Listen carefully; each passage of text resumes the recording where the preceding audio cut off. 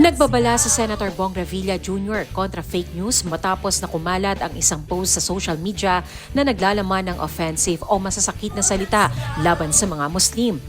Ang nasabing social media post ay lumabas noong 2019 at muling ipinakakalat sa mga social media platforms upang sirain ang kanyang imahe at ang maayos na ugnayan sa Muslim community.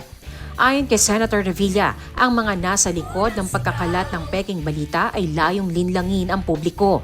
Ikinalungkot din ng senador na may mga taong handang sirain ang reputasyon at pag-away-awayin ang mga tao gamit ang pagkakalat ng mga maling impormasyon. Binigyan diin naman ng senador na hindi siya kailanman magiging bahagi ng anumang hakbang na magpapababa ng dangal ng sinuman sapagkat malinaw ang kanyang paninindigan, ang pagkakaisa, respeto at pagtutulungan ng sambayanang Pilipino. Shane Tolentino para sa Balitang Unang Sigaw.